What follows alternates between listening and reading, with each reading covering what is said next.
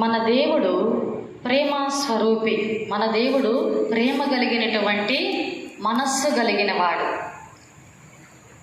ఆ పరలోకపు ప్రార్థన యేసుక్రీస్తు ప్రభు తన శిష్యులతో నేర్పిస్తున్నాడు. తన శిష్యులకు నేర్పిస్తున్న ఆ సమయంలో ఆ పరలోకపు ప్రార్థనలో ఒక మాట ఉచ్చరించాడు యేసు ప్రభు. మా ఎడల అపరాధములు చేసిన వారిని మేము క్షమించి ఉన్న ప్రకారముగా మా అపరాధములను నీవు క్షమించుము అని ఉచ్చరించమన్నాడు. ఆ ప్రార్థనలో ఉన్నటువంటి భావం ఏంటి అంటే, మన ఎడల అపరాధములు చేసిన వారిని మనము క్షమించే మనసు కలిగి ప్రభువును వెంబడించాలి అని దేవుని యొక్క ఉద్దేశము. భక్తుడైనటువంటి స్టెఫెన్ గారిని మనము జ్ఞాపకం చేసుకుంటే, స్టెఫెన్ గారు పాపము చేసే వారిని ఖండిస్తున్నాడు. అపోస్తుల కార్యములు 7వ అధ్యాయము 51వ వచనము నుండి 60వ వచనం వరకు మనము చూస్తే, స్టెఫెన్ గారు పాపము చేసే వారిని ఖండిస్తున్నారు. మీ పితరుల వలె మీరెల్లప్పుడూ పరిశుద్ధాత్మను ఎదిరించుదురా అని. పాపము చేసే వారిని ఖండించినందుకు వారు స్టెఫెన్ మీద రాళ్ళు రువ్వారు. ఆయనను చంపడానికి వారు పూనుకున్నారు.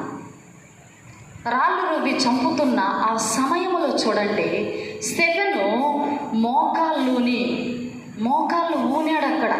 అతడు మోకాళ్ళుని, ప్రభువా వారి మీద ఈ పాపము మోపకుమని గొప్ప శబ్దముతో పలికెను.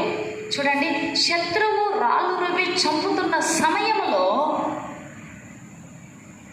ఆయన ప్రార్థన చేస్తున్నాడు.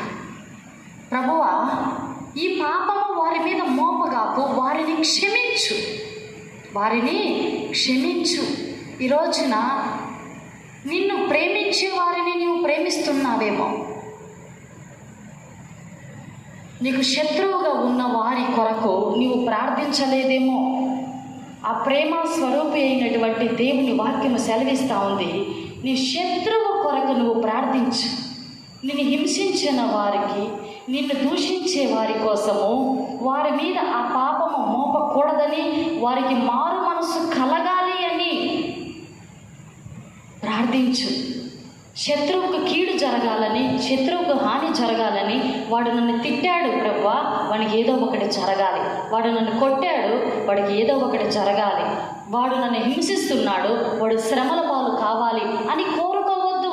ఆ మనస్సు ఆ దేవుని వలన, పరిశుద్ధాత్మ వలన అనుగ్రహింపబడినది కాదు. ఆ మనస్సు నీలో కలిగి ఉన్నావు అంటే అది సాతాను వలన కలిగిన హృదయం అని నీవు గ్రహించాలి. దేవుని వాక్యము సెలవిస్తూ ఉంది, స్టెఫెను రాళ్లతో రువ్వుతున్న సమయమున కూడా, అంటే ఈ వాక్యంలో ఉన్న భావం ఏమిటంటే, మనలను హింసించే వారి కొరకు మనము ప్రార్థించాలి.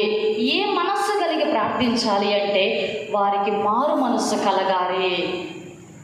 వారు ఆ పాపానికి గురి కాకూడదు. వారి తప్పు తెలుసుకోవాలి, వారు పశ్చాత్తాపడాలి, వారు కూడా ప్రభువు బిడ్డలుగా స్వీకరింపబడాలి. వారిని క్షమించు ప్రభువా అని ప్రేమ కలిగినటువంటి మనస్సు గలవారమై ఉండి మనము ప్రార్థించే విధంగా ఉండాలి. ఈ రోజున ప్రియమైనటువంటి దైవజనమా, ప్రభువును అంగీకరించినటువంటి నీవు ఆ ప్రేమ స్వరూపి కలిగినటువంటి హృదయం నీవు కలిగి ఉన్నావా? స్టెఫెనులాగా హృదయం నీవు కలిగి ఉన్నావా? గమనించుకో.